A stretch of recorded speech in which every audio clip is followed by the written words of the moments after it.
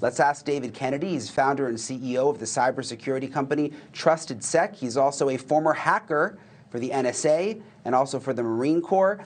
David, thank you for being with us. We appreciate it. You know, I know people who have been at MGM. They had to wait in line 8 hours to check in. Computers down. They're taking the credit card information all with a pen and paper. It's a total mess. I mean, can this happen to any company? Were these casinos just not prepared? Or can this literally happen to anybody? You know, I just had a friend yesterday here in Cleveland. It wasn't just Las Vegas that couldn't get their money taken out once they actually hit a jackpot. So they would be coming at a future date. They didn't know when because all the systems were down.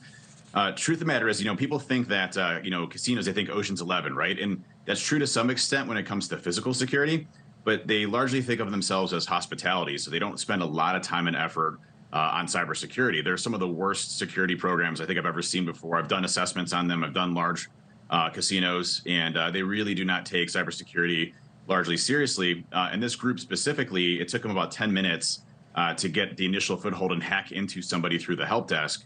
And then from there, they started moving into the rest of the systems, which now you start to see the outages. Same thing happened to Caesars. They paid a $15 million ransom. They originally demanded $30 million. So we're seeing the casinos now be a major target for these ransomware groups. And yes, unfortunately, with the levels that these ransomware groups have, it's possible for anybody to be hit at this point. It's crazy. I mean, you'd think casinos with all that money and so much of it being electronic that they would have these really, really intense security systems and protections. That's amazing what you say that they don't. I got to ask you, I've been wondering, like with Caesars, if they paid $15 to $30 million, that's a lot of money. Is there no way to trace where that ransom money ended up? Like, how do they manage to keep it all secret? Yeah, it's what you'd see as cryptocurrency or Bitcoin. They basically use that as a method to, transfer money. It's very hard to locate, but even if they do locate, which we know where most of these ransomware groups are, Black Hat specifically is out of Russia. A lot of these groups work, with impunity with the Russian government and don't have any ramifications for when they go and do this. So even if we were able to trace the money, the chances of going after them or getting them extradited is zero. So these groups continue to grow. They continue to expand. I mean, this is a multi-billion-dollar industry now at this point. Ransomware, illegal, obviously, practice trade, but it's crazy because they continue to pay. And what happens then is now you have these hackers that continuously invest in more and more weaponization, better sophistication in hacking. They license them out to less sophisticated hackers, so now you have more hackers armed with better tools. So it keeps escalating as we pay more and more money to these different groups. And now you see them targeting large organizations, whereas 10 years ago they were just targeting grandma and grandpa or a really small sophisticated company or very small non-sophisticated companies. They can go into some of the largest companies in the world now.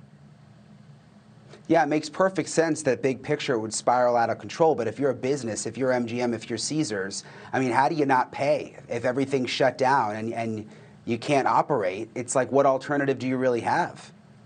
That's right. I've sat in a lot of these negotiations with these ransomware companies, and I can tell you the CEOs, the boards, they feel totally dirty going through it, but it's the only way for them to basically be able to recover their business.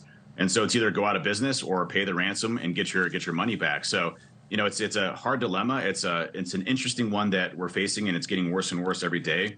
Just these last 2 quarters alone, we've seen over 120% increase in ransomware events where companies have had to pay the ransom. Over 90% of those, they did pay the ransom themselves.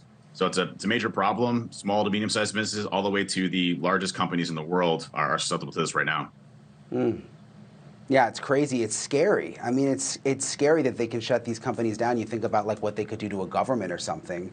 David Kennedy, thank you so much for joining us. We appreciate it. Absolutely. Thanks so much for having me. Appreciate it. Thank you for watching.